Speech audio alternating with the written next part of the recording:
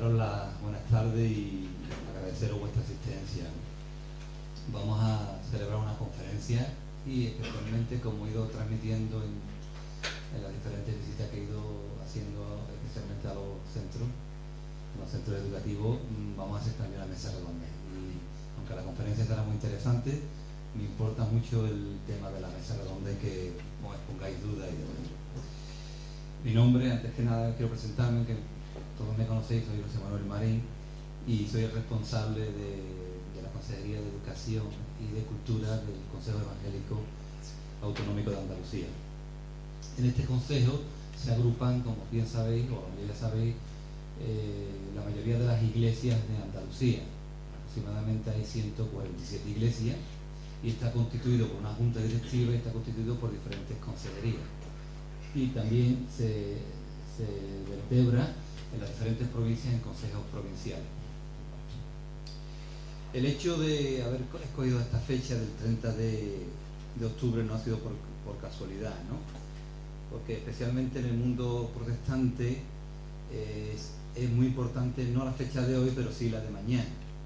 En el día 31 de octubre se recuerda la fecha en que el monje Martín Lutero clavó en el 1517 en la puerta del castillo Wittenberg de Alemania sus 95 tesis que iban a convertirse en un tsunami para aquella época, en un tsunami que recorrió toda Europa y que despojó al cristianismo y a la sociedad de aquella época y la de esta de ataduras de siglos que encadenaban la libertad de conciencia de las personas.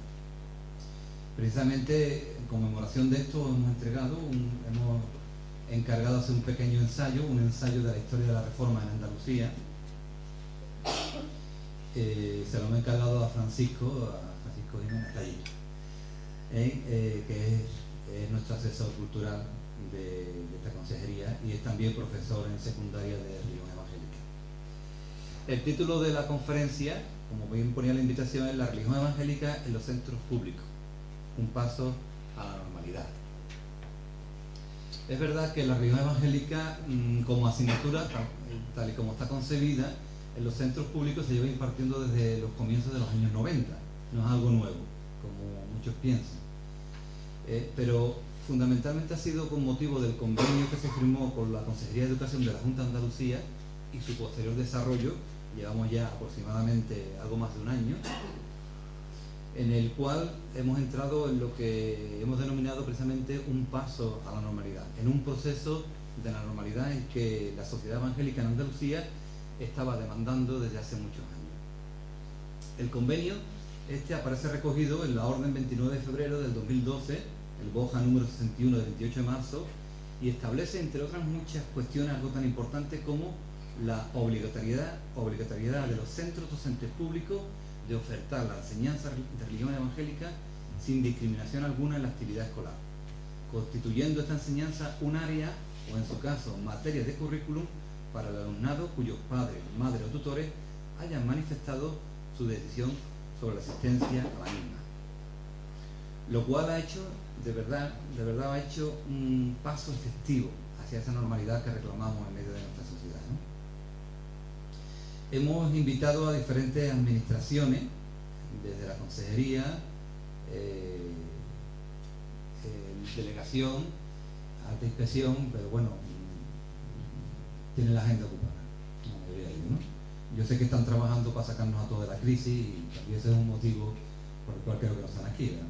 Pero se las ha invitado, ¿no? Se las ha invitado a todas las administraciones. Explicar un poquito la estructura de lo que vamos a hacer aquí, ¿no? Va a ser muy sencillito, ¿no?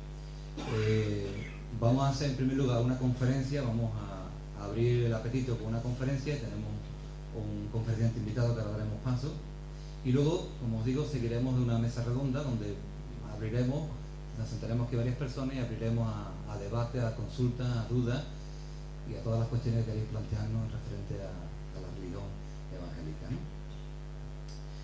Y en cuanto al conferenciante, por favor, Antonio, si quieres pasar aquí ya, que no estoy yo aquí solo delante de todo el personaje. Él se llama José Antonio Cervero, es ingeniero. Sí, aquí, presidente. Ahora te quito lo que no. Él es ingeniero industrial, es profesor de tecnología, director del Instituto Fuente Nueva de Morón de la Frontera y también es pastor evangélico de la Iglesia Asamblea Cristiana de Morón de la Frontera. Mi intención con invitarlo a él, para que nos diera esta ponencia, era ponerlo en la dicotomía que supone, uno, el hecho de ser director de un centro público educativo y otro, pastor evangélico de una iglesia, ¿no? De una iglesia evangélica, ¿no? Entonces le he pedido que desarrolle un poco su posición, su pensamiento frente a esta dicotomía, ¿no? De estas dos posiciones que tiene que vivir día a día, porque no se puede quitar una chaqueta y ser un día pastor para ser director o profesor de tecnología y al contrario, ¿no? Tiene que convivir con esta dicotomía profesionalmente y en su vida personal, ¿no? Y entonces le he pedido que exponga un poco su pensamiento, su postura acerca de la religión evangélica, tanto en los colegios como en el Instituto de Tecnología. Pues ya te doy el paso. A mí me gustaría, buenas tardes, gracias por la presentación. Bueno, decir que digamos, os voy a poner un vídeo para romper el hielo un poco, que tiene que ver un poco con este tema. A lo mejor cuando veáis el vídeo os preguntaréis, bueno, ¿qué tiene que ver el vídeo con lo que vamos a decir? Luego os lo explicaré. Pero bueno, deciros que en principio para mí supone una normalidad total el ser persona, ciudadano, profesional, director de un centro y creyente en Jesús de Nazaret. Para mí supone algo muy natural y muy normal, ¿no? En este sentido. Es algo, digamos, no me supone absolutamente ningún problema a ninguno de los tipos. Soy creyente desde hace 32 años, no soy, digamos, demasiado, o sea, ni demasiado mayor ni demasiado joven. Yo acepté a Jesús como mi Señor y Salvador con 16 años, hace ya 32 años. Bueno, para mí ha supuesto la mayor decisión y más importante decisión de mi vida. Y por eso esta tarde estoy intentando representar la postura humilde de un ciudadano que vive en esta sociedad, pero que tiene fe, que cree.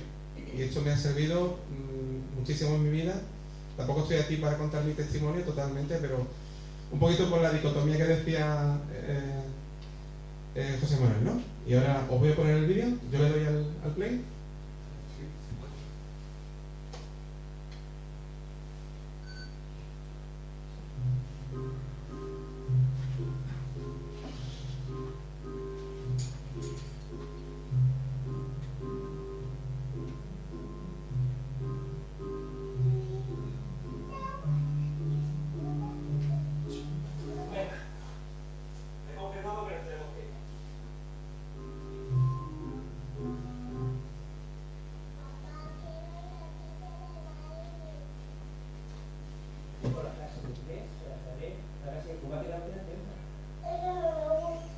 Pero eso es bueno para tu futuro. Yo quiero jugar. Sí, hombre. Pero cuando seas mayor querrás tener un buen trabajo. Sí, yo quiero ser bailarina. Deja que eso no le da de comer. Y que me da de comer. Puede ser un trabajo de verdad. Que es un trabajo de verdad. Pues un trabajo estable en el que ganes mucho dinero. Pero para hacer que no lleve mucho dinero. Eso me pregunta ahora porque eres una niña. Claro, soy una niña. Pero es que ahora es el momento para que estudies y te formes.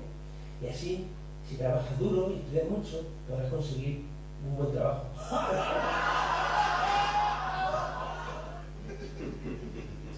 Con un buen sueldo, estable, pero que no te tengas que preocupar más por el dinero. Y si no voy a clase de baile, de todo eso. Sí, ¿Seguro? claro. Y así estaré más contenta de haciendo lo que me gusta. Sí. Bueno, a lo mejor no, pero no tendrá más preocupación. te asegurará una fundación. ¿Eso es algo de jugar? No, es que cuando seas mayor no te va a interesar jugar. Pues entonces no quiero ser mayor. Eso es inevitable, eso es siempre así. ¿Hiciste todo eso siempre? Claro, ¿Y tú tienes preocupaciones? no. ¿Y estás contento? Sí. Vale, seré como tú. Me voy a estudiar inglés. Espera. ¿Quieres que bailemos? ¿Juntos? Sí. ¿Tú y yo? ¿Sí? Bien. Pero, ¿está bien para mi futuro? Sí.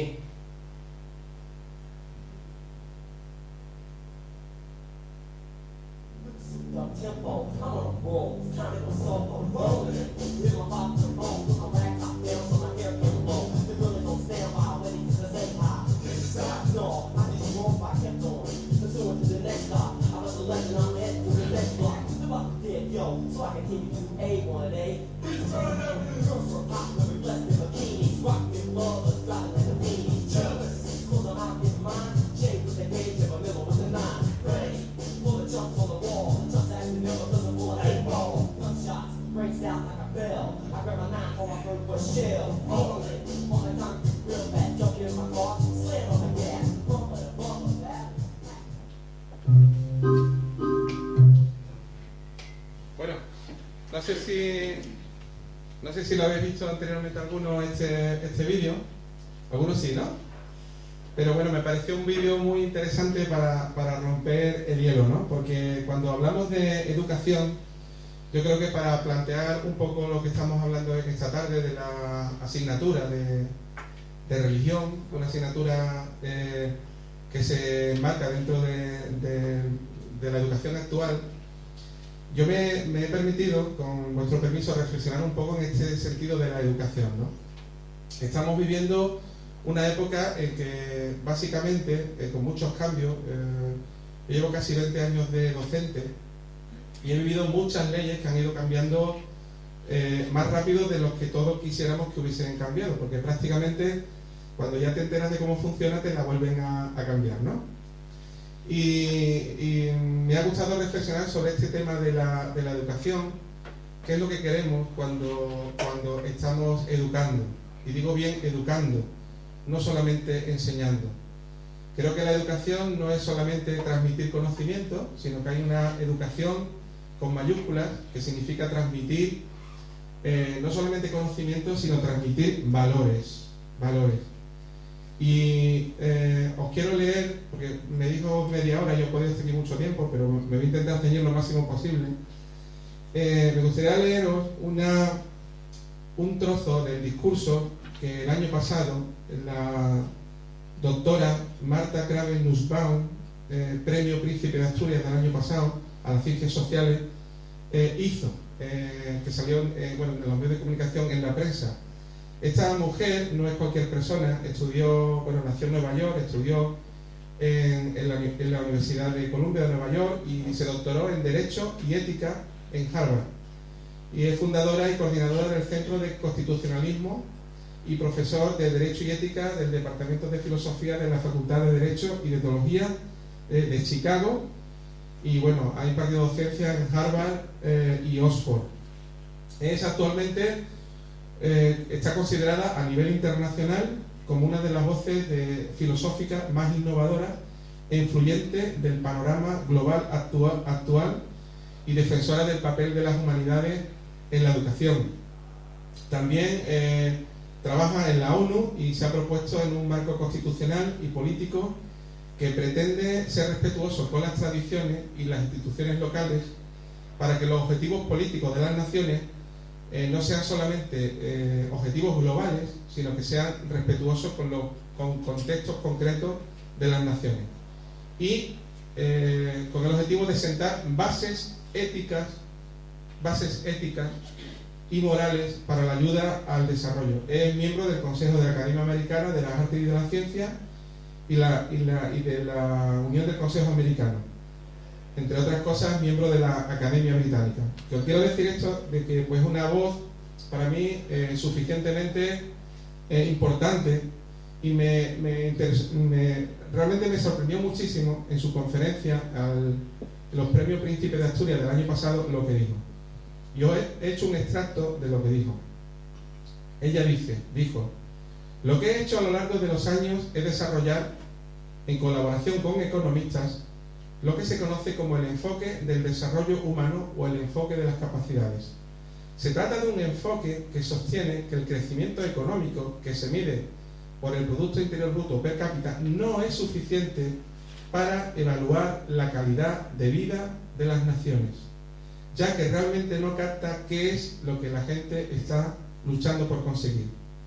El enfoque del Producto Interior Bruto hace caso omiso a la distribución, por lo que puede dar una alta calificación a naciones que guardan alarmantes desigualdades, e ignoran además el hecho de que una vida humana próspera tiene muchas partes, no solamente la económica, y no solamente el contexto económico regional o nacional.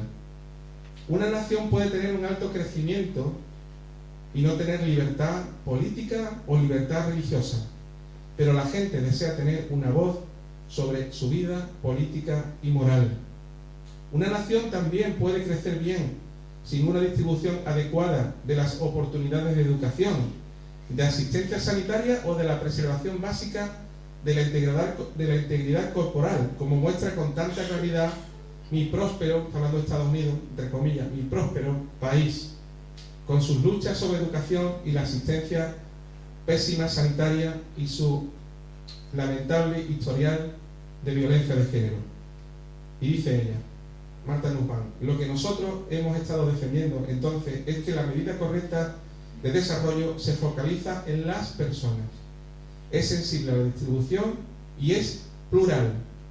Refleja el hecho de que la gente no lucha solamente por la renta nacional, sino que lucha por una vida con sentido para ellos mismos. Y ese es el concepto que yo voy a intentar esbozar un poquito en esta tarde. Yo creo en una educación que no está basada para conseguir ciudadanos y ciudadanas, para conseguir solamente un puesto de trabajo, sino creo en una educación que se puede denominar integral, y que para los compañeros y compañeras que conozcan el tema educativo, que esta tarde hay algunos, pues digo que es un concepto que forma parte de todas las leyes de las últimas ya décadas, desde la LOSE a la LOE, a la LONCE y todas las letras que quieran poner o quitar, ya forma parte concretamente este tema. Estamos buscando personas que no solamente sean profesionalmente competentes, sino sobre todo, sin dejar atrás la competencia profesional, que sean personas.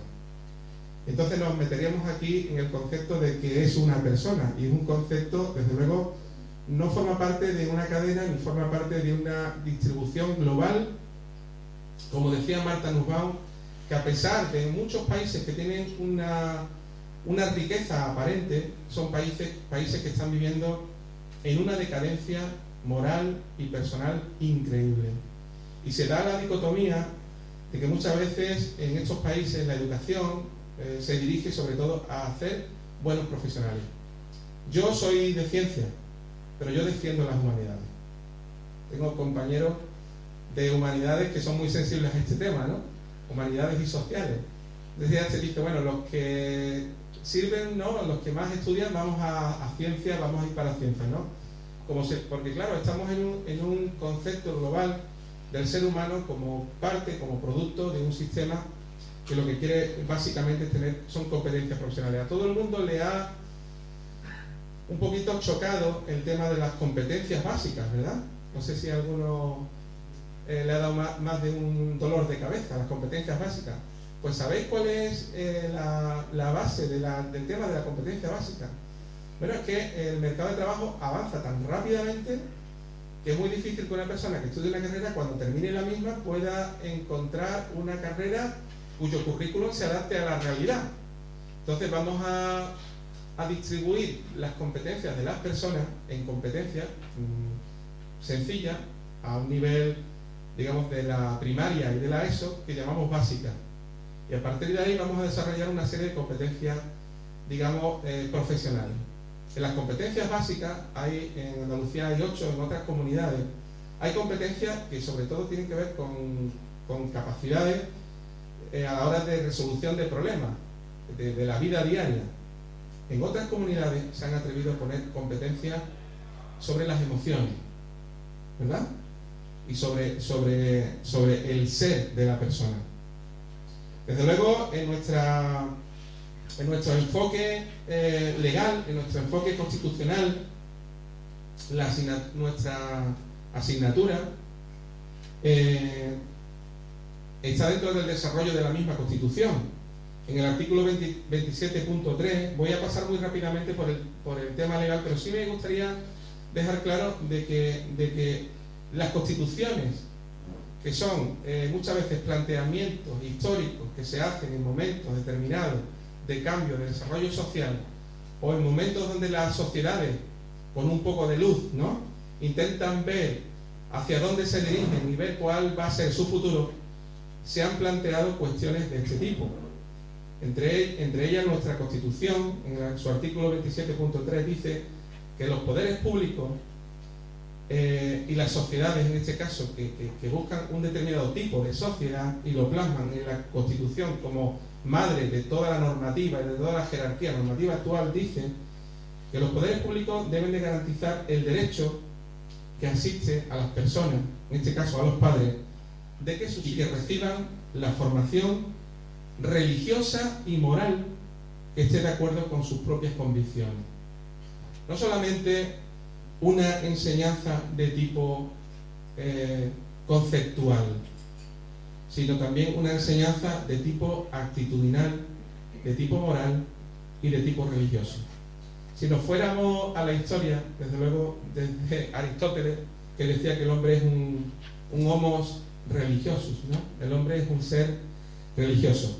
Pero el núcleo central es la formación, de este artículo, la formación religiosa y moral de los hijos. O sea, nuestra Constitución, que se crea como un marco que nos da garantía, donde salen todas las leyes orgánicas de los derechos que tienen los pueblos a su propia prosperidad, reconoce y no elude el aspecto religioso y moral. En este sentido, los padres de nuestra Constitución sabían que efectivamente podría ser un punto conflictivo, pero lo afrontaron porque querían decir, en este punto de vista, de que es una cuestión trascendental para los pueblos y no solamente el punto de vista social o político. El texto también reconoce que esta formación religiosa y moral es un derecho que tienen los padres. Yo quiero decir también como docente, pero también como padre, de que nuestros hijos son una responsabilidad primeramente de los padres. Qué bueno es que la sociedad nos ofrezca una educación, pero desde luego los padres tenemos el deber, pero también el derecho de educar a nuestros hijos. Y sabemos que muchas veces, muchos problemas que hay en la sociedad es porque no se ejecutan los deberes, sobre todo, pero tampoco los derechos de los padres. Es decir, corresponde a la misma naturaleza, a la naturaleza misma de la paternidad, esta cuestión de tipo moral, de tipo religioso, es decir, no solamente de tipo conceptual, es decir, de tipo integral. La Constitución abre las puertas, sale al paso de esta naturaleza, de la naturaleza de la formación religiosa y moral, le digo formación, porque entiende y abre la puerta al pluralismo religioso. Nosotros somos cristianos evangélicos, donde conocemos lo que significa estar en minoría y que sabemos lo que significa no poder expresar lo que sentimos en nuestro más profundo interior. lo sabemos. Yo hace 32 años que soy creyente, y hace 32 años la situación política no era la misma que ahora. No había tanta libertad, aunque parece que sí, pero en la práctica no había tanta libertad. Yo sé lo que significa ser una persona distinta en un concepto de sociedad donde se marca una determinada filosofía, una determinada forma de ver las cosas. Pero esta Constitución nuestra está de acuerdo con estas convicciones de que tiene que haber una libertad de opción. Esta asignatura es una libertad, es la posibilidad de tomar decisiones de distintas opciones. Y lógicamente la Constitución debe de garantizar este derecho que asiste a los padres. Y a los padres siempre les asiste este derecho. Así que cuando la Constitución da la responsabilidad a los poderes públicos lo único que hacen y deben de hacer es garantizar un derecho que tienen fundamentalmente los padres. Y en este derecho se está refiriendo a la educación, a la escuela. No puede entenderse de otra manera, ya que la garantía que habla la Constitución de los poderes públicos a los padres hace referencia dentro de un marco y un ámbito educativo y público. Y esta frase no aparece sino en este contexto, en el ámbito de la escuela.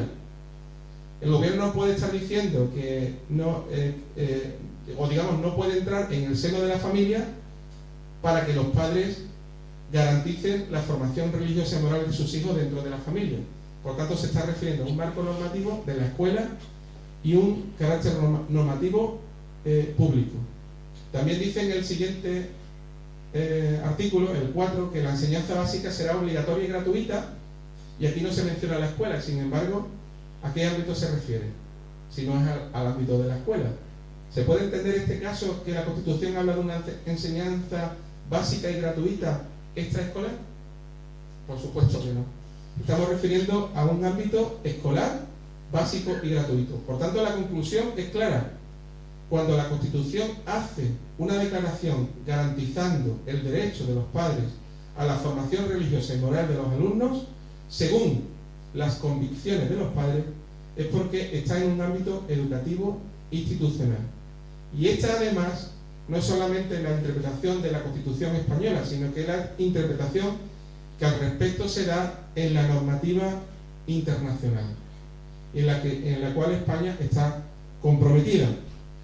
Hay muchos aspectos de la Constitución que se engloban incluso en la Declaración Universal de los Derechos Humanos, porque las normas relativas a los derechos fundamentales y a las libertades que nuestra Constitución reconoce se interpretan, por supuesto, de conformidad y con garantía a la Declaración Universal de los Derechos Humanos y a los tratados y acuerdos internacionales sobre las mismas que están ratificadas por el gobierno español. Y este texto nos lleva a la necesidad de conocer que cualquier normativa con respecto a la educación religiosa se compromete con esta declaración de la ONU, que dice que toda persona tiene derecho la libertad de manifestar su religión o su creencia individual o colectivamente, tanto en público como en privado, por la enseñanza, la práctica, el culto y su observancia. Artículo 18. Es decir, que la religión es algo que pertenece no solamente al derecho individual, sino también al derecho colectivo. La religión, las creencias más importantes para las personas que creemos, que tenemos fe, no solamente tienen que ver con la esfera familiar, con la esfera de lo privado, sino con la esfera de lo público.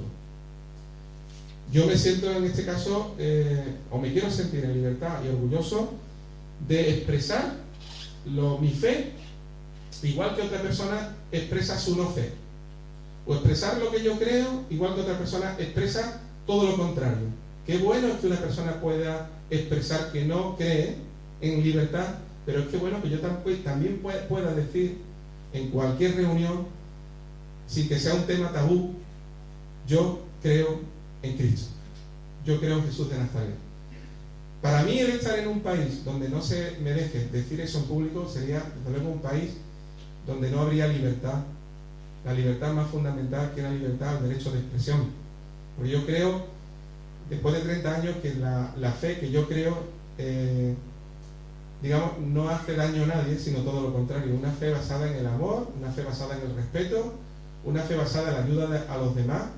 Y eso puede decir la comunidad donde yo vivo, la calle donde yo vivo, las familias donde vivo y mi ciudad, que me conoce. Es una creencia que me ha aportado muchísimos valores y mucha fuerza de voluntad a veces en determinados contextos donde prácticamente impera el individualismo personal. Es muy difícil ser una persona que ayuda, una persona que ofrece en estas circunstancias. Pero luego esta fuerza no la puedo yo sacar de otro lado, sino de una fe, de una creencia, y no de una mera observación de la realidad, que es un poco cruda, ¿verdad? Por tanto, los padres tienen derecho a escoger el tipo de educación que ha de dar a sus hijos. Son los padres los primeros que tienen la responsabilidad. Y es una cosa que nosotros venimos diciendo en los institutos, en los colegios. Es que, oiga, es que usted tiene la responsabilidad primera sobre su hijo. Hoy en día los padres delegan todo. Quieren delegar incluso la educación, algo tan precioso como es la formación de sus hijos, pero no solamente a nivel académico, sino a nivel moral, de los buenos valores, que además yo creo que es el problema que tenemos. Yo no creo que tengamos un problema económico. Yo creo que la raíz del problema no es económico. España es un país muy rico, con muchas capacidades, con mucha fuerza o energía. Aquí el problema no es un problema económico, es un problema moral. ¿De dónde surge la moral? De los pueblos. Yo me gustaría tener la libertad de formar a mis hijos en valores que considero importantes, sobre todo en la época actual. Así que no quiero cansaros, tengo muchas referencias más, ¿no? Pero como veo que me extiendo y es mi problema, básicamente quiero deciros que la educación es un derecho fundamental de la persona. Y este derecho no es solamente un derecho a la formación en contenido, o en conceptos, o en información. Para eso ya están los ordenadores, ¿verdad? Y está Internet, y están los libros. El profesor no solamente transmite contenido, transmite muchas cuestiones más. Pero sobre todo, estoy a favor de una formación integral, donde la persona no es solamente un receptor de contenido e información, sino que es un ser muchísimo más complejo que la sociedad actual, y sobre todo la sociedad actual materialista, nos está enseñando. Así que es un derecho y un deber de los padres en relación a la formación de sus hijos. Por tanto, nadie decide en principio, sino ellos, sobre el tipo de educación que deben recibir. Estamos hablando de unos padres sanos, ¿no? Lógicamente, que es lo que estamos tratando en esta tarde. Así que la función del Estado no es decir cómo se tiene que educar a los hijos, sino garantizar un deber fundamental que tienen los padres de educar a sus hijos. Así que, además, esta educación no es solamente enseñanza, es educación para los hijos. Y el Estado, además, debe de garantizar, según nuestra legislación actual, que se haga también en el ámbito escolar. Y toda interpretación, desde ahora mismo, porque ahora mismo solamente estoy tratando el carácter legal, ¿no? Toda interpretación de carácter no escolar de la formación religiosa y moral está fuera del sentido legal de la norma. Desde la Declaración Internacional de los Derechos Humanos y desde nuestra Constitución española, y creo que hasta ahora no puede haber ninguna norma, ningún decreto, ninguna ley, ninguna instrucción dentro de la jerarquía normativa que esté fuera de la Constitución. Así que desde el punto de vista normativo, yo creo que la cosa está muy clara. Quien dice que no es constitucional, básicamente yerra. Porque una cosa son las ideas, otra cosa son las convicciones, otra cosa es un marco normativo. El marco normativo lo deja bastante claro. Yo creo que muchas veces esta oposición que se hace de la asignatura no es una oposición de carácter legal, porque es que no la puede haber.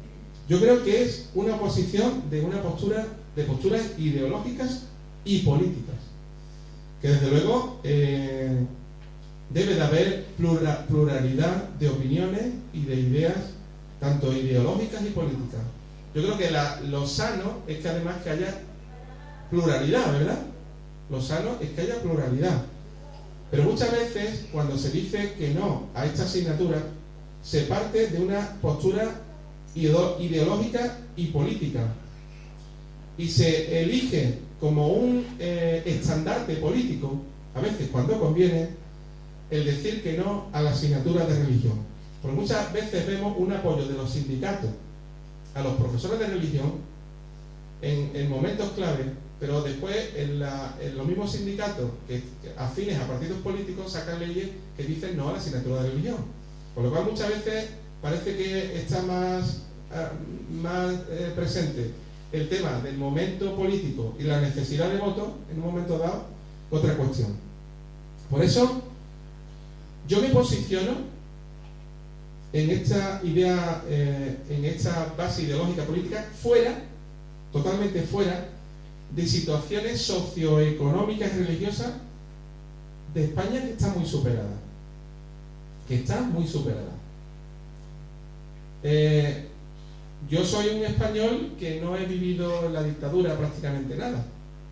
Cuando murió Franco yo tenía 8 años. O sea, yo no he conocido a Franco y todas las cuestiones de tipo religioso. Y es más, es que no lo he tenido ni que superar, porque he nacido en la democracia prácticamente. Pero es que además tampoco me puedo identificar con estas posiciones socioeconómico-religiosas muy superadas, porque yo tampoco pertenezco ni siquiera desde el punto de vista religioso a esta situación, puesto que no soy católico.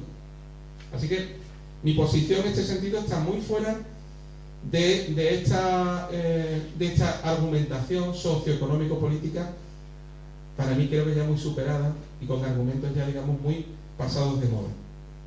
Así que yo creo que muchas veces la postura negativa de grupos sociales y políticos que se mantienen ante la asignatura de religión, lógicamente no puede estar fundamentada en una base legal, sino que se fundamenta tampoco se fundamenta en razones pedagógicas muchas veces, ni antropológicas ni culturales, porque ¿quién se puede desde el punto de vista cultural oponer a una enseñanza de la religión?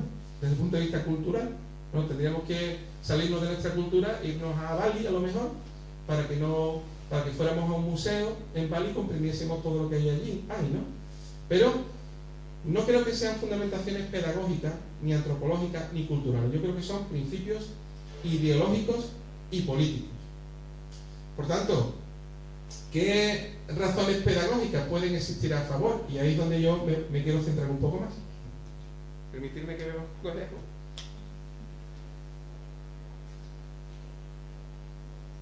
José Manuel, el tiempo... Yo te lo estoy controlando, pero... Yo no puedo desarrollar todo lo que tengo en mi mente, bueno, no es cuestión de... Yo creo que hay muchas experiencias durante 30 años que yo podría compartir, que es muy difícil decirlo aquí en un ratito, ¿no? Son experiencias y muchas reflexiones. Pero yo creo que las sociedades democráticas más desarrolladas, y no hablo solamente del tema económico, que ya lo dije cuando cité a Martha Nussbaum, no creo que una sociedad desarrollada sea la que tiene más dinero, sino las sociedades desarrolladas y democráticas han alcanzado dos grandes conquistas de derechos cívicos. Entre dichas conquistas está, por una parte, la conciencia de los padres sobre su derecho inalienable a elegir el tipo de educación en sus hijos. Es decir, para mí una sociedad desarrollada es donde hay una familia con un concepto importante de núcleo familiar y con un concepto importante de responsabilidad hacia sus hijos. el futuro de los pueblos no está en la economía, el futuro de los pueblos está en los pequeños. Hay que invertir en los niños, hay que invertir en los jóvenes, hay que invertir en los adolescentes. Si no, nuestra sociedad no se puede basar solamente en el dólar o en el euro. Y en el desarrollo responsable de los más pequeños. Porque al final, cuando te hacen una selección de personal, decirme que yo he estado seleccionando personal, que el currículum se pone aquí,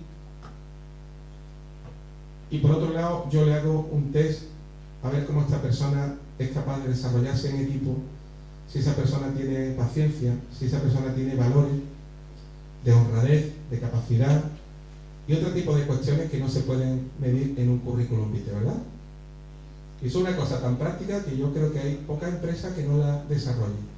Por tanto, ¿qué es lo que estamos buscando? Entonces, para mí es importante el concepto de educación integral.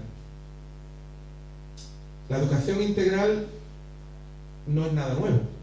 No creo que, para los compañeros docentes, no creo que sea la primera vez que lo escucháis, me imagino, ¿no? Pero digamos, no hay, todo el mundo habla del concepto de educación integral. No hay profesor que no la contemple en las programaciones, aunque la ponga y guarde la programación hasta el año que viene. Muchos. Ni centro que no se establezca en su proyecto educativo, ni política educativa que no la incluya en sus programas, ni legislación que no la recoja en su articulado. Yo creo que la educación integral hoy es la clave de la actividad docente en la escuela. La escuela es ámbito no de educación, no de instrucción, sino de educación. De hecho, en nuestro sistema educativo se habla de ¿qué? De educación, ¿no? Infantil, educación primaria, educación secundaria, educación.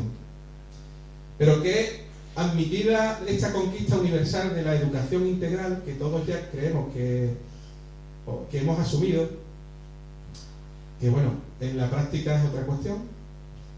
Como sabéis, aquí hay directores, ¿no? Hay directoras, ¿no? Ya sabéis que esto es un tema todavía por asumir, ¿verdad? ¿Pero qué se entiende por ella? Es fácil deducir que por educación integral se entiende la educación de toda la persona, y de todas sus facetas y de todas sus dimensiones.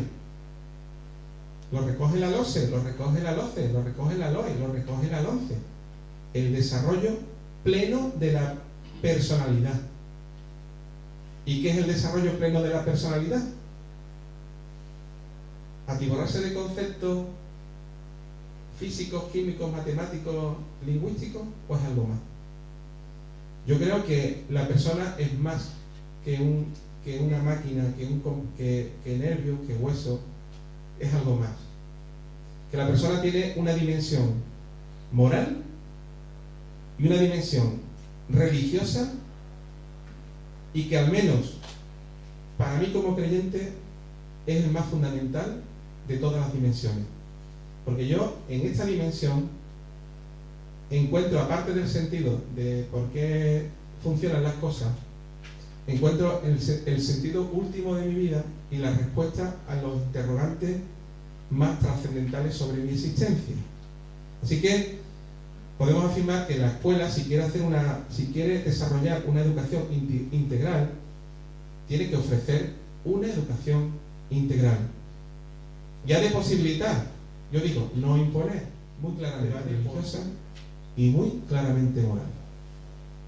Aquí nadie cree, aquí nadie tiene fe, pero las cadenas de televisión a partir de 1 de la noche están ofreciendo fe y creencia y cuestiones de todo tipo, ¿verdad? Porque la gente tiene una dimensión religiosa muy marcada. Es decir, que si nos atenemos a los principios de la pedagogía y no a otras razones, la educación integral que debe ser en la escuela conlleva en su misma naturaleza la formación religiosa y moral. Y para que sea integral tiene que abarcar al todo del hombre. Y el problema aflora cuando se trata de valorar el factor religioso, ¿no? Porque se puede decir, es que no forma parte de la persona, no forma parte de la personalidad. Para uno es un factor personal que da sentido trascendente a la existencia, para otros es un fenómeno social que ciertamente condiciona y afecta a la persona. Pero en ambos casos, lo religioso debe de ser objeto de educación si ésta quiere ser integral. Porque sobre todo, no yo, sino la historia, es testigo del reconocimiento de lo religioso como dimensión constitutiva de la persona. Y que la educación integral incluye la educación de una formación religiosa y moral. Mira, la UNESCO dice que suele elaborar un informe sobre educación de vez en cuando. Dijo que la educación encierra un tesoro. Yo estoy de acuerdo. Y en él se establecen 4 pilares de la educación: aprender a aprender, aprender a hacer, aprender a vivir, pero aprender a ser. Así que en estos 4 pilares se encierran estos valores educativos de carácter no solamente cognitivo, sino también afectivo y actitudinal. Os voy a decir más, por experiencia, el problema de los centros no es el cognitivo, es el actitudinal, ¿verdad?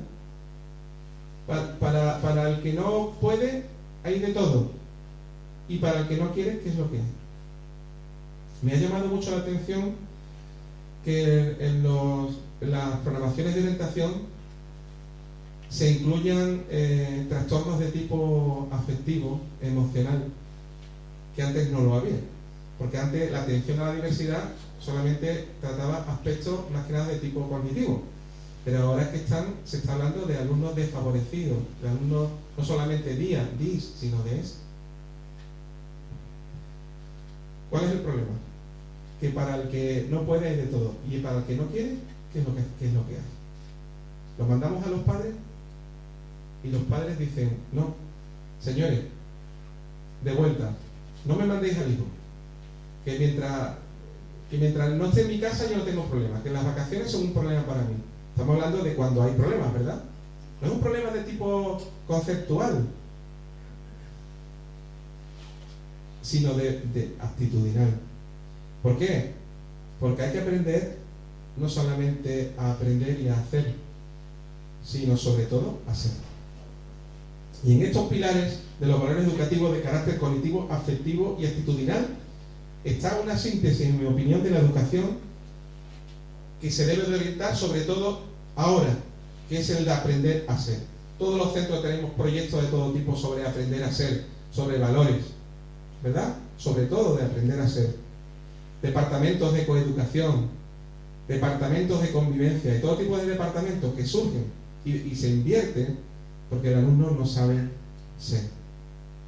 Es decir, hay que procurar que el alumno no solamente alcance capacidades para conocer y saber hacer, sino que alcance su propia identidad, como algunos decían, su mismidad o su yoidad, ¿no? Es decir, la escuela tiene que educar y desarrollar también valores que tienen que ver con la identidad personal. Es decir, aprender a ser. La UNESCO deja muy claro que la educación integral que corresponde impartir en la escuela tiene como finalidad que el alumno alcance su identidad personal. Y esta meta, en mi opinión, es imposible alcanzar sin los valores más trascendentales del ser humano, valores morales y valores religiosos. Así que en el preámbulo de la LONCE, de la LOSE, de la LOE, todos tienen que los niños y niñas y los jóvenes de uno y otro sexo tengan una formación plena que permita conformar su propia y esencial identidad. Yo quiero decir que para mí forma parte de mi identidad esencial mi fe, mis convicciones religiosas. Yo no podría ser igual, no sería lo mismo, entre otras cosas no estaría aquí esta tarde, si yo no fuese creyente. Para mí es un aspecto de gran interés, de que la formación debe conformar mi propia y esencial identidad. Y no lo digo yo, lo dicen otros.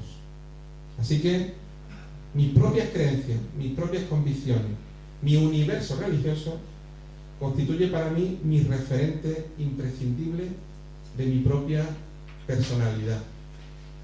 Así que yo creo que es inconcebible desligar de la escuela su función de educación integral, e igualmente inconcebible entender la educación integral sin un proceso personal de identificación y de planificación de la propia personalidad. Y por último, es imposible alcanzar tales metas si no nos educamos desde una dimensión religiosa de la personalidad, cuyo fin es orientar a la persona a sus convicciones más profundas y morales en la escuela. Por aquí, al lado mía, Manuel Luque Pérez. Él es el presidente del Consejo Provincial del Consejo Evangélico de aquí de Andalucía. También es presidente de la Fraternidad de Pastores de Sevilla, llamada Coinonía. Esta fraternidad pues representa a la mayoría de los pastores que hay en la provincia de Sevilla, ¿no? Cada profesor de evangélica tiene una característica y una peculiaridad especial o particular, más que especial, y es que tiene que tener como condición que tiene que tener el respaldo de una iglesia evangélica. Esa es una condición que imponemos como confesión religiosa, evidentemente. Para ser profesor de religión evangélica tiene que estar respaldado por una iglesia. Y este respaldo se confirma precisamente por el aval pastoral del representante de cada iglesia. Nuestro principio de actuación a través de la religión evangélica es que los padres de los alumnos comisionan al maestro para la impartición de la asignatura de religión a sus propios hijos. Y creemos que este factor es muy importante, ¿no? Y para meterte ya un poquito en el debate también, un poquito en la mesa redonda, me gustaría preguntarte, Manuel, ¿qué opinión tienes de la impartición precisamente de la religión evangélica en los colegios e institutos como pastor o como representante de la Fraternidad de Pastores aquí en Sevilla?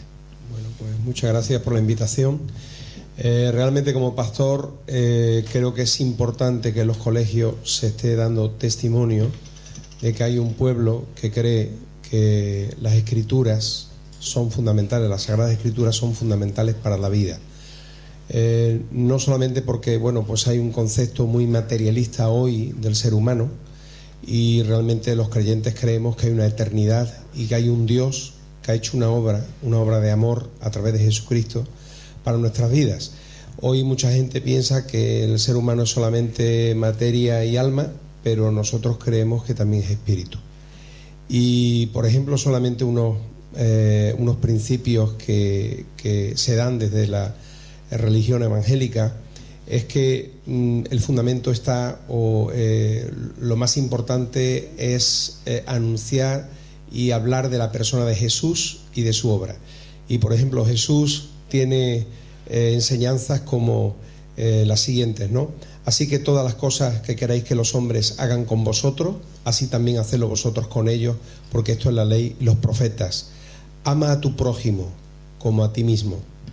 Amad a vuestros enemigos, bendecid a los que os maldicen, haced bien a los que os aborrecen y orad por los que os ultrajan y os persiguen, para que seáis hijos de vuestro Padre que está en los cielos, que hace salir el sol sobre malos y buenos y que hace llover sobre justos e injustos. Sed pues vosotros perfectos como vuestro Padre que está en los cielos es perfecto. Es decir, que realmente como pastor entiendo que es muy importante que desde los colegios se pueda apoyar la obra de enseñanza de la fe cristiana que se hace en el hogar y en las iglesias.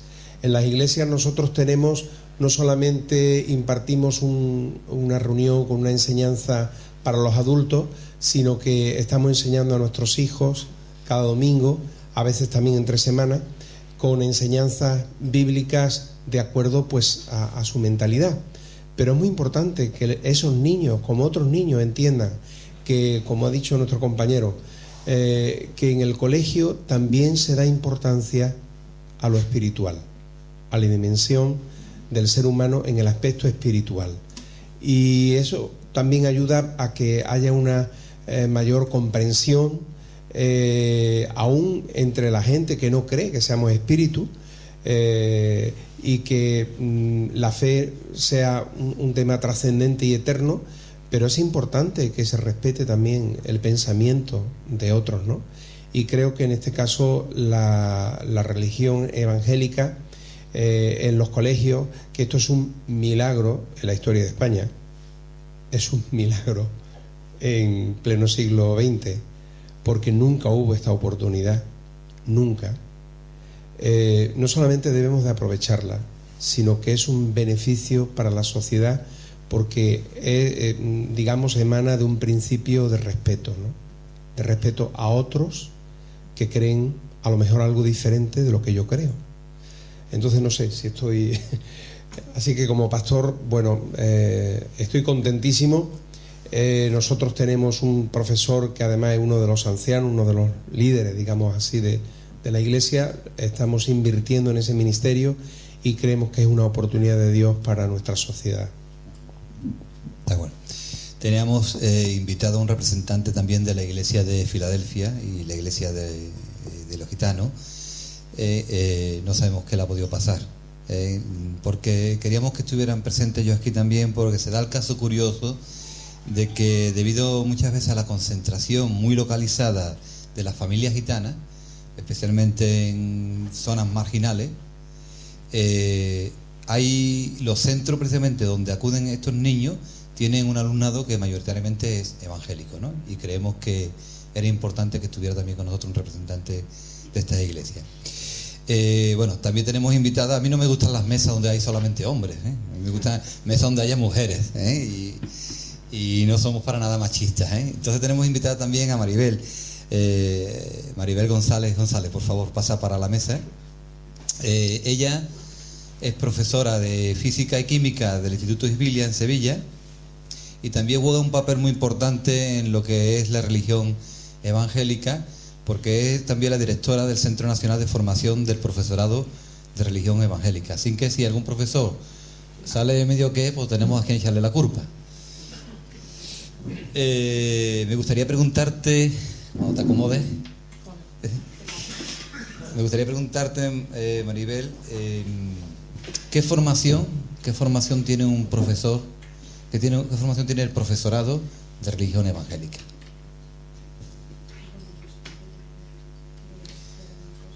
Sí.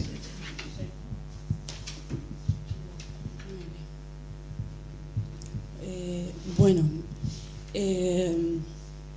lo primero que quería comentar es con qué candidato partimos antes de la formación, ¿no? Para que conozcáis, que yo creo que la gran mayoría, por lo que estoy viendo, conocéis, ¿verdad?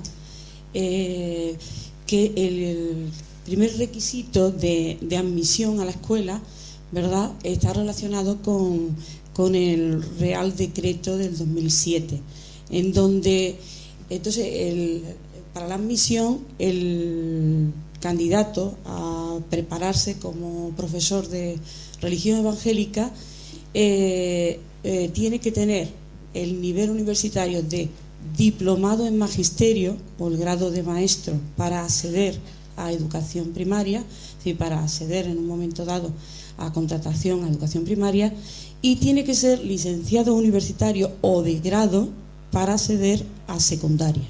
Entonces, el primer requisito que les pide el centro de formación es este, el que exige la ley para después contratar a ese profesor para los centros educativos.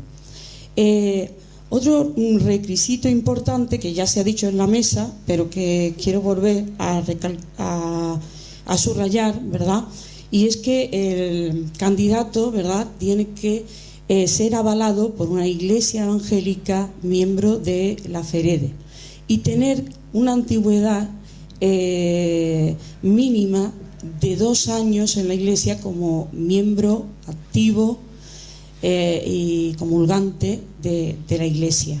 Así que estamos buscando un candidato, ¿verdad?, que ya va a ser avalado porque va a tener un testimonio importante como creyente, con valores morales, y que además pedimos ese candidato que en él haya una vocación, un fermento fuerte, ¿verdad?, por lo que es la educación en las edades de los niños y de los jóvenes.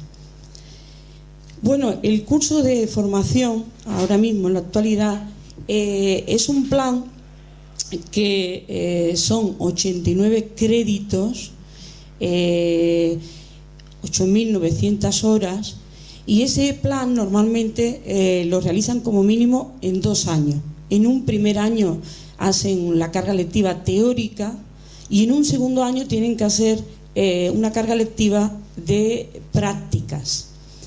Esos 89 créditos de formación tienen 3 áreas fundamentales. Una, el 45% de los créditos están relacionados sobre el área de una formación teológica. El 40% está relacionado con lo que es la docencia de religión evangélica, es decir, todo lo relacionado a la didáctica de esta asignatura. Y un 15% son algunas materias del área de psicología. Es un curso semipresencial que el profesorado, bueno, pues eso suele terminarlo en 2 años. Muy bien. Bueno, pues ya hechas las presentaciones de la mesa, pues sí, vamos a abrir. Yo sé que como a la gente le cuesta trabajo animarse cuando se está ahí, y uno tiene la obligación de animarla, ¿no? Yo quisiera empezar poniendo a debate un poco el tema, ¿no? Para que lo habláramos, para que lo discutiéramos, en un punto que me ha llamado la atención, que ha dicho Manuel Luque, y que está siempre en la calle y está siempre en los colegios, ¿no? Y tiene también mucha referencia con el tema ideológico que hablabas también tú, José Antonio. Y es el tema de que hay la corriente muy extendida de que la religión debe hacerse en las iglesias. Los niños deben aprender religión o en sus casas con sus padres o bien en las iglesias. Yo me gustaría empezar un poco a calentar el ambiente con este asunto, porque mira, no estamos aquí para asustarnos de nada y estamos acostumbrados a escuchar de todo, o sea, que de nada nos asusta, y es bueno que aclaremos algunas cositas. Yo lo tengo claro, pero bueno, a ver, ¿qué podemos aportar a esa idea de que la religión es para las iglesias o para la familia exclusivamente? Antonio, tú tienes algo que ya has aportado mucho en tu ponencia, pero más específico, ¿podrías aportar algo más? Bueno, hay personas que dicen que la fe, la religión, es para vivirla y no para enseñarla, ¿no? Eso suele decir, ¿no? La religión es para vivirla y no para enseñarla. Yo creo que Dios, lógicamente, se manifiesta en el hombre y le revela su verdad. Y el hombre, en este sentido, encuentra, como yo he dicho antes, en el fundamento de la existencia, el sentido último de la vida. La religión es por naturaleza, lógicamente, es para vivirla, es un encuentro, es un diálogo, es comunicación. Pero creo que la comunicación que Dios da al hombre tiene múltiples formas y maneras. Y las respuestas que el hombre da a Dios quedan recogidas, en este caso, para nosotros en la Biblia.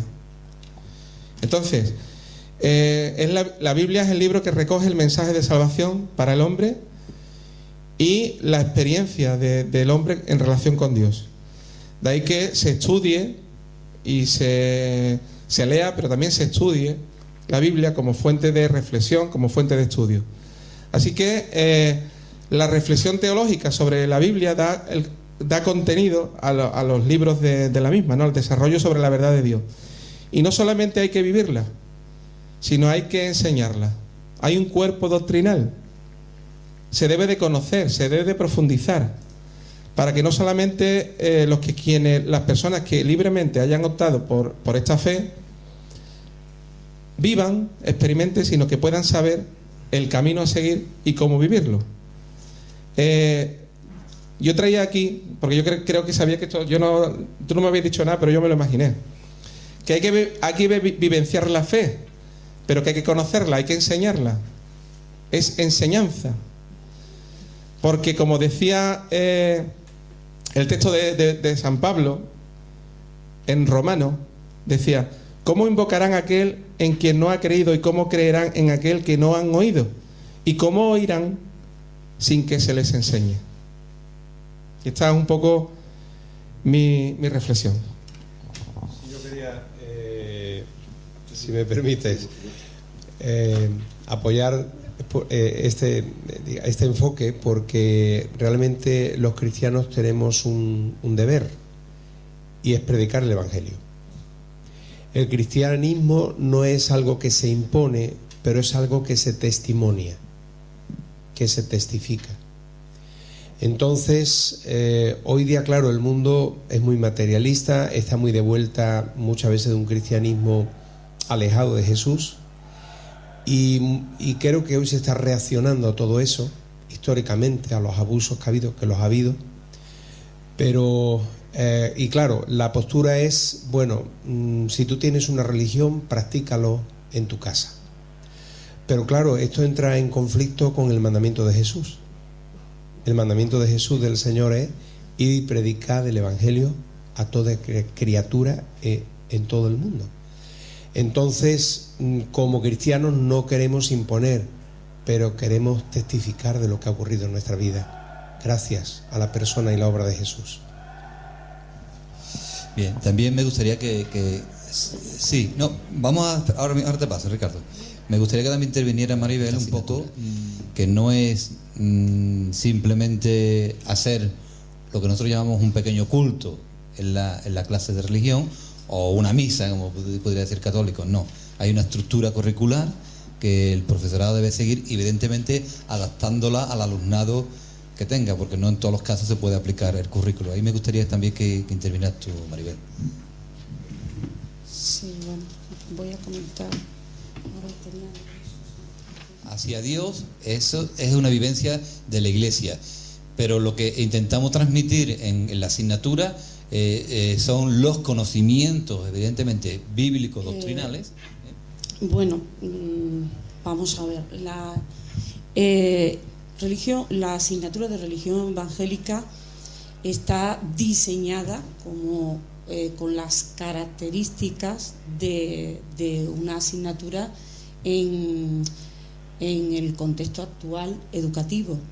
Sí, el formato, la estructura, ¿verdad?, en el contexto que está pensada, diseñada con la misma estructura de cualquier asignatura, es decir, que tiene unos objetivos, que tiene unos contenidos, que el profesor tiene que trabajar una metodología, que tiene que usar unos recursos, que tiene que hacer unos criterios de evaluación. Entonces, existe, pues, publicado, ¿verdad?, tanto el decreto de las enseñanzas mínimas relacionadas con educación infantil, con educación primaria y con educación secundaria. Hay como grandes núcleos, 6, 7 núcleos en lo que es las enseñanzas o contenidos mínimos que encontramos en la asignatura. Y esos grandes núcleos pues están relacionados con temas claves importantes. Esos núcleos, pues uno es, que ha salido aquí, Jesús, la persona de Jesús, todo su ministerio. Otro núcleo importante es la historia del pueblo, del pueblo de Israel, y desde el inicio de la Iglesia primitiva hasta la actualidad de la historia protestante. Otro núcleo tiene que ver con valores éticos, y ahí pues todos aquellos entornos importantes como son la familia, las relaciones, los temas actuales que le pueden afectar dependiendo de las edades a los alumnos. Otro bloque importante está relacionado con la Biblia, el conocimiento de las escrituras, de la Biblia, de los contenidos generales más importantes, principios bíblicos de la Biblia. Entonces son núcleos que el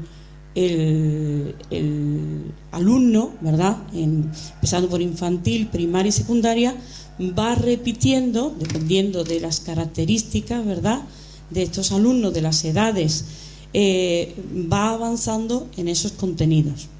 Yo quería tirar un poquito del tema anterior, ¿no? ¿Por qué ¿por qué creemos, o por ejemplo yo, por qué creo que religión evangélica hoy en los centros escolares sí?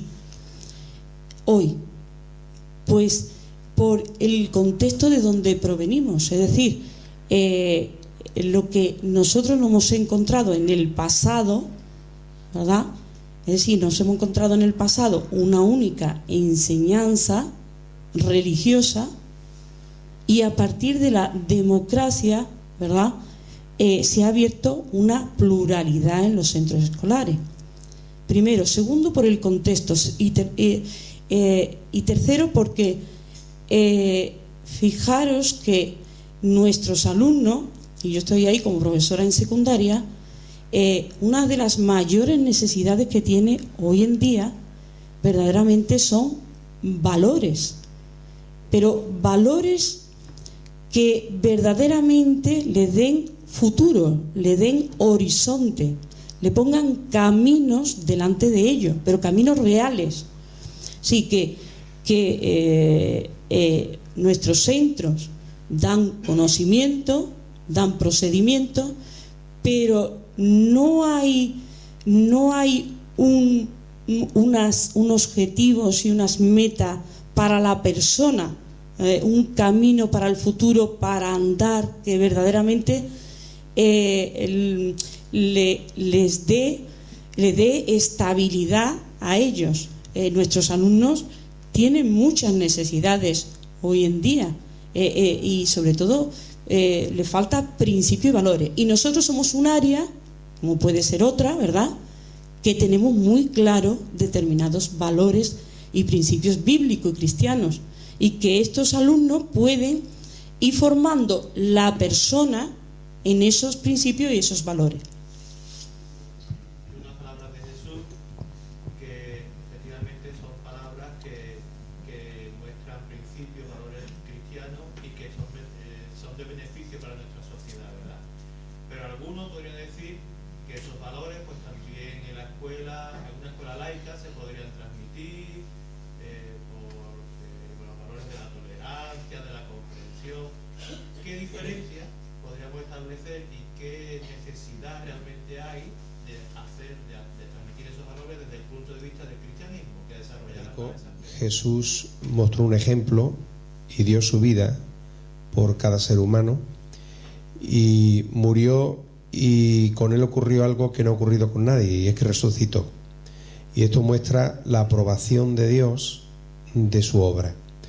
Entonces, está bien, la humanidad tiene muchos valores porque Dios se los ha imprimido, pero en Jesús vemos, digamos, una claridad mayor y una profundidad realmente del corazón de Dios que ha dado a la humanidad. La humanidad tiene muchas cosas que no son buenas y otras que sí son buenas, pero realmente creemos los cristianos que Jesús, que es Dios mismo hecho carne, muestra realmente la meta que todo hombre debía de aspirar y tener. Bueno, yo tenía también el apunte, y con esto no quiero hacer una crítica a ningún enfoque religioso, pero concreto, pero es muy interesante que en los países donde se ha profundizado en las escrituras, y concretamente en Europa, en los países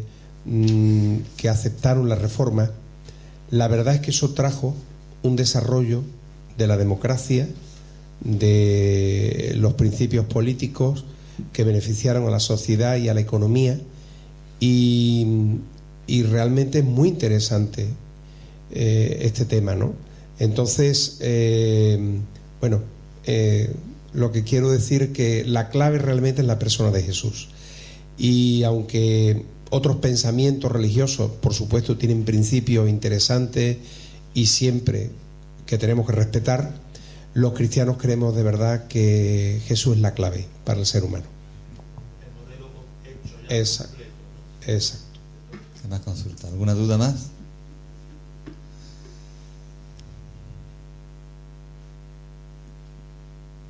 Alguien preguntaba qué pasaría si los seguidores de Buda hicieran también su clase de religión panteísta. Y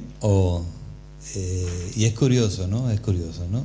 Lo mismo que nosotros hemos podido, como bien decía, a través de las leyes acceder a este derecho, creemos que tenemos que andar en esa misma pluralidad y aceptarlo también, ¿no? En cierto modo, ¿no? Será un dolor de cabeza para los directores, directoras de los centros, pero creemos que en la pluralidad y creemos en la democracia, evidentemente, y que todo el mundo tiene el derecho de expresarse.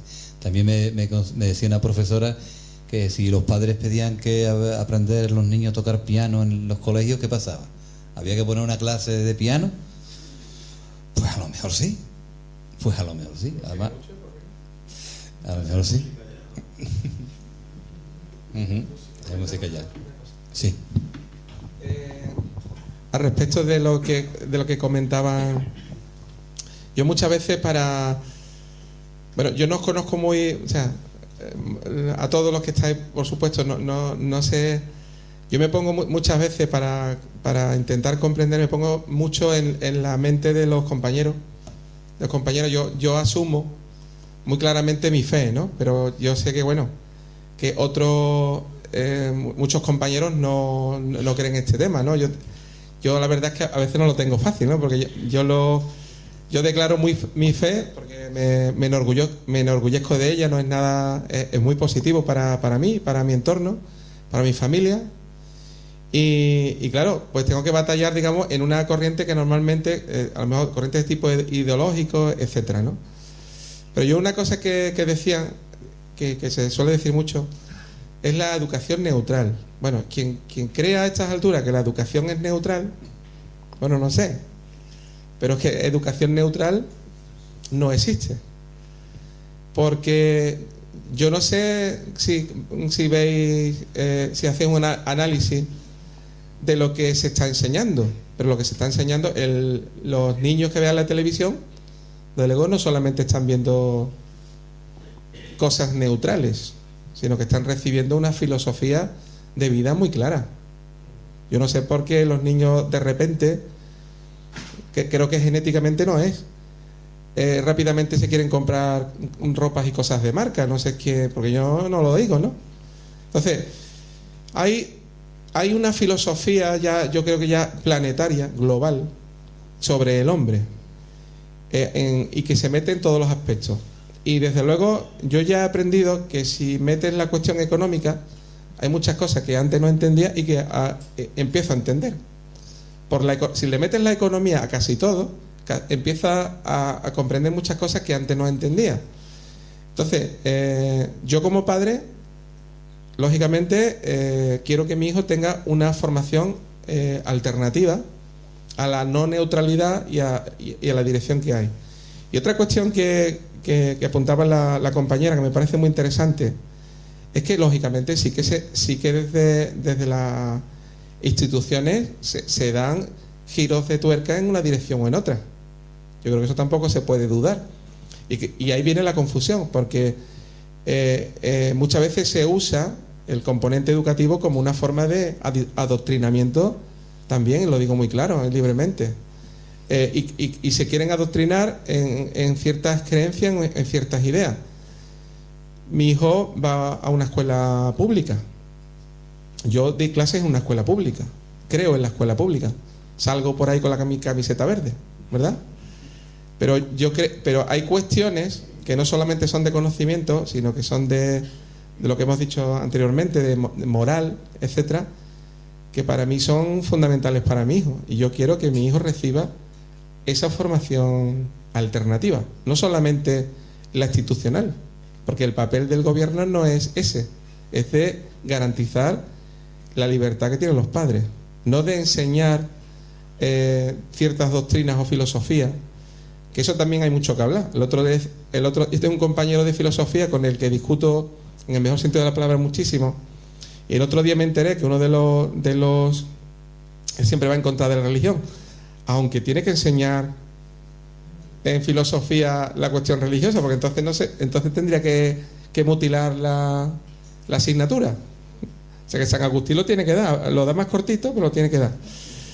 Pero el otro día escuché que uno de los padres de la filosofía, Parménides, digamos, que es padre de otro filósofo, no recibió sus enseñanzas, digamos, por cuestiones de conocimiento, sino por cuestiones, digamos, de retiro espiritual, podríamos decirlo así. Y yo se lo decía, digo, ¿qué hacemos? Y bueno, la verdad es que dice, es muy difícil discutir contigo, ¿no? Es que a mí me gusta discutir. Pero es que yo he visto que muchos problemas actuales del ser humano no son de tipo material. Yo creo que la medicina lo está reconociendo, la psicología lo está reconociendo, la filosofía ya lo reconoció, etcétera, etcétera.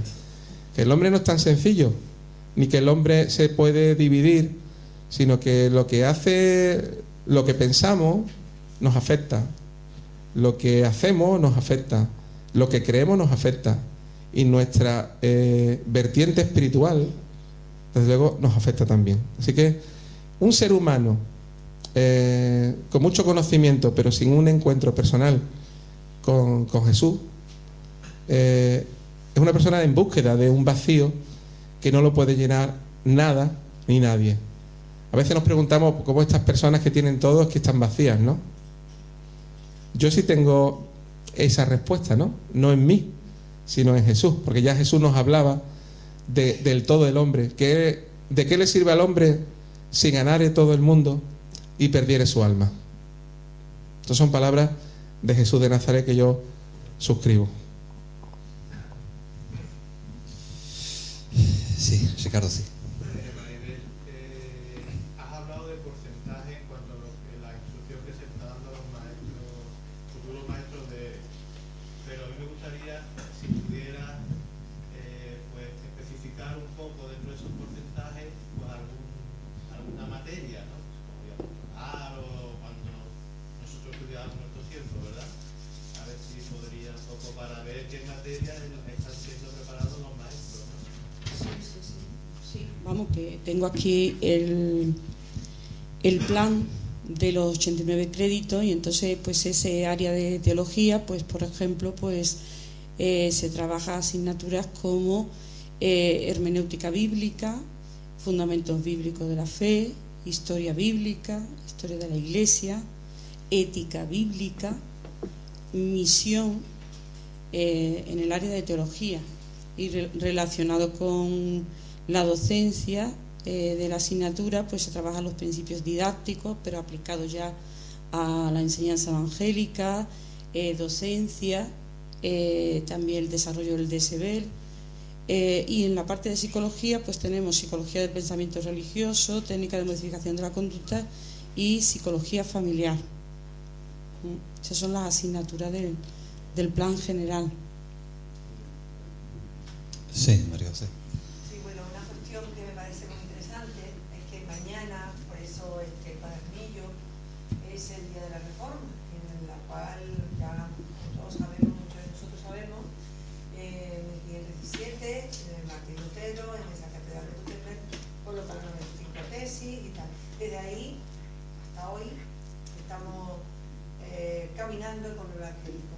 En Sevilla, en 1569, como bien recoge este dossier, pues ya se tradujo al castellano. Pero el tema de la conferencia, de este encuentro que tenemos en estos momentos, era una vuelta a la normalidad, un paso a la normalidad, perdón. Un paso a la normalidad. ¿Cuántos años nos ha costado esa normalidad? Y los más antiguos que trabajan en ERE, desde que podemos entrar en la escuela, pueden hacer un barrido histórico brevemente, porque esto que hemos conseguido de entrar en secundaria, ese paso a la normalidad, es de un pasito muy pequeño. Entonces, aunque he hecho un poquito de argumento, pero sí me gustaría que, bueno, que pudierais recoger un barrido histórico de ese paso a la normalidad que nos ha llegado hasta hoy. Bueno, quizás también el motivo de esta conferencia es, como decía al principio, es un homenaje un poco a a toda la situación del protestantismo, ¿no? Y especialmente en España. Dato curioso y que nadie lo trae a historia es que las primeras escuelas que se implantaron en España fueron implantadas por evangélicos, ¿no? Apuntaba Manuel Luque el tema de cómo los países nórdicos europeos son florecientes, ¿no? Coincidiendo precisamente con la implantación donde más se implantó la reforma protestante, ¿no? Y hay un sentir siempre en el mundo evangélico y que transmitimos a través de nuestra fe, que es que tú investigues por tu cuenta, no te conformes con lo que te cuentan. Ese se transmite, creo que domingo a domingo, en los púlpitos de la iglesia evangélica, no de esta forma, no tan directa, pero sí de una forma indirecta. Nosotros abogamos porque la Biblia esté traducida a mi idioma, a lo que yo entiendo, a lo que yo soy capaz de comprender, a mi propio lenguaje.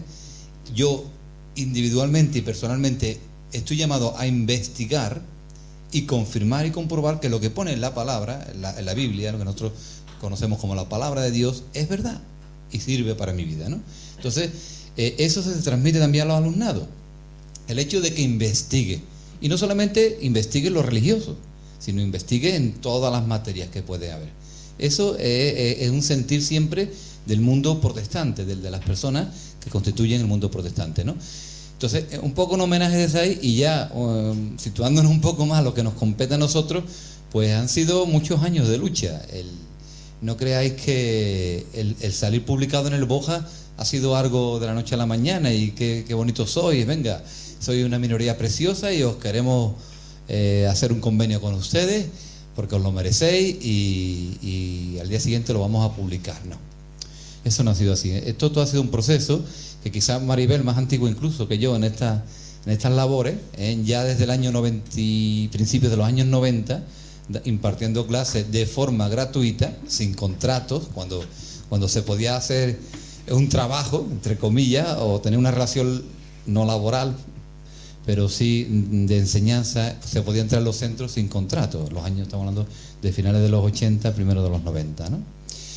Todo esto ha habido un proceso de ir creciendo paulatinamente y llegar hasta el momento de hoy que tenemos en Andalucía en torno a 5.600 alumnos, tanto infantil, primaria como secundaria y bachiller, y 70 profesores, ¿no? Esto es todo un milagro de parte de Dios. Yo tomé este asunto hace como, no sé, 12, 14 años hace aproximadamente, y entonces escasamente, por ejemplo, puedo hablar de Sevilla, que había 3, 4 profesores, hoy hay 16 profesores en Sevilla, en toda la provincia, y cubrimos una demanda de unos 1.100 alumnos aproximadamente aquí en la provincia de Sevilla. Para nosotros, que somos una minoría, porque todo hay que reconocerlo, es un logro muy grande, ¿no? En cuanto a la administración, pues siempre hemos tenido el rechazo propio de la administración. No ha habido más remedio que aceptarnos porque así ha sido, ¿no? Y hemos estado trabajando por muchos años sin un marco jurídico donde encontrarnos, por lo menos hablo a nivel autonómico, que es mi competencia. Sí es verdad que a nivel nacional, desde los acuerdos con las confesiones religiosas en los años 92, se creó un marco jurídico donde era acogido también la enseñanza de religión evangélica, ¿no? Pero aquí en nuestra tierra, en Andalucía, hasta hace escasamente un año y algo, no conseguimos, después de muchos sudores, de muchas lágrimas, firmar un convenio con la Consejería de Educación, haber un reconocimiento oficial por parte de la Junta de Andalucía, donde tuviéramos un marco jurídico donde poder desarrollar toda la enseñanza, ¿no? Donde poder venir nuevos contratos. Esto es otro, como nos decimos entre nosotros, otro milagro de Dios. En la situación económica en la que nos encontramos, a pesar de la situación económica en la que se encuentra la Junta de Andalucía, pues estamos consiguiendo contratos a nivel de secundaria, que es las transferencias que reconoce ahora mismo la Junta, ¿no? El profesorado de primaria pertenece todavía, creemos que le queda muy poquito tiempo, pertenece al Ministerio de Educación, al Gobierno Central, porque la Junta no ha asumido todavía todo el profesorado de primaria, de toda la religión, de católica evangélica y islámica, que es la que se imparte actualmente en los centros. Y en cuanto a secundaria, después de muchos años estando acogido el profesorado de secundaria por parte de la religión católica, los evangélicos pues llevamos 1 año y pico que se nos ha reconocido ya en secundaria, y los contratos de los profesores de secundaria son directos con la consejería, ¿no? Interlocutor más cercano. También tengo que mencionar que a pesar de las luchas, a pesar del trabajo que nos ha costado sacar adelante el convenio, nos hemos encontrado con personas dispuestas a abrir las puertas y un poco a que esto funcione correctamente y funcione con un marco legal, ¿no? También hay que reconocerlo esto de las autoridades, ¿no? Yo no sé si algo más de historia que quieras aportar tú, Maribel, o algo. Vale, está bien. Voy a hacer un recorrido histórico. Realmente en España la prohibición de tener un pensamiento diferente religioso pues ha estado perseguido por muchos siglos. Y todos sabemos la historia lamentable de la Inquisición, ¿no? Solamente de 1868 a 1874, en el Sexenio Democrático Primera República, hubo un cambio en ese sentido muy significativo, y quiero solamente expresar algo que se acuñó en ese momento. Dice: la nación se obliga a mantener el culto y los ministros de la religión católica. El ejercicio público no privado de cualquier otro culto queda garantizado a todos los extranjeros residentes en España, sin más limitaciones que las reglas universales de la moral y el derecho. Si algunos españoles profesan otra religión que la católica, es aplicable a los mismos todo lo dispuesto en el párrafo anterior. En este momento hubo una libertad para fundar iglesias, escuelas, periódicos, editoriales, hospitales, hogares de ancianos, orfanatos. Incluso hubo una influencia muy importante para que la esclavitud, de parte de los evangélicos en el gobierno, para que la esclavitud fuera, quitada de lo que eran las colonias. Quiero decir que hasta mediados, la segunda mitad del siglo XIX, no hay esta postura en España. Muy interesante. Luego, cuando se restauró la monarquía, de nuevo hubo un recorte de las libertades, y no fue hasta la Segunda República que hubo de nuevo una libertad para que el pueblo evangélico pudiera tener sus expresiones, y cosa que fue muy recortada con el franquismo. Hasta de nuevo que vino la democracia, en este caso la democracia tras la muerte de Franco, no hay una libertad y una expansión, por así decirlo, o la oportunidad de cultos, aunque hay un cambio de postura a raíz de un ministro, en este caso que se llamó el ministro Castilla, inició el proceso paulatino de reducción de la presión ejercida sobre los protestantes dentro del franquismo. Pero quiero decir que termino con un párrafo de Juan Carlos I, rey de España, el 22 de noviembre de 1975, que abrió la esperanza de un futuro diferente que luego vendría con la democracia. Y nuestro rey dijo: el respeto a la dignidad de la persona, que supone el principio de libertad religiosa, es un elemento esencial para la armoniosa convivencia de nuestra sociedad. Y realmente, ¿qué es la libertad sino poder escoger el pensamiento que entiendes que es más apropiado para tu vida, para tu persona? Entonces, damos gracias a Dios porque en el tiempo de la democracia realmente ha habido una libertad, no solamente de culto, sino de poder expresar el Evangelio y de poder también tener un testimonio evangélico desde un lugar tan importante como es el lugar de formación, tanto los colegios como los institutos. Y bueno, pues no sé, tengo mucha más información, pero ha sido un resumen. Hasta mediados, realmente, segunda mitad del siglo XIX, no hubo esa oportunidad. Empezó a haber esa oportunidad. Muy bien. ¿Alguna cosita más? ¿Alguna pregunta más? Bueno, pues nada, pues entonces vamos a terminar esta conferencia. Yo, para cerrar, a mí me gustaría agradecer un poco, aunque no contamos con muchos directores ni directoras, pero bueno, a mí me gustaría agradecer un poco en nombre de lo que represento, que no es otra cosa, modestamente, que el tema de educación y áreas aquí en Andalucía, pues expresar mi agradecimiento a tantos directores y tantas directoras que luchan día a día por sacar a nuestros hijos adelante, ¿no? Porque al final nuestros hijos están ahí también. O sea, nosotros no estamos al margen de esto.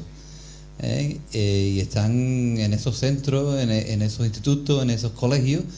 Y yo veo directores, directoras que pagan un precio muy alto por sacar adelante a nuestros hijos, ¿no? Y yo quisiera expresar, en la modestia que representamos, pues nuestro agradecimiento a todas estas personas que no están por un sueldo. Evidentemente, el que está ahí tragando lo que traga y sufriendo lo que sufre, no lo está por el sueldo. Estaría más a gusto de profesor o de profesora, seguro que sí, ¿no? Entonces, expresaros nuestro agradecimiento desde nuestra responsabilidad, ¿no? Y que estamos abiertos, que contéis con nosotros para lo que necesitéis, ¿no? Agradecer una vez más vuestra asistencia y damos por cerrada esta conferencia.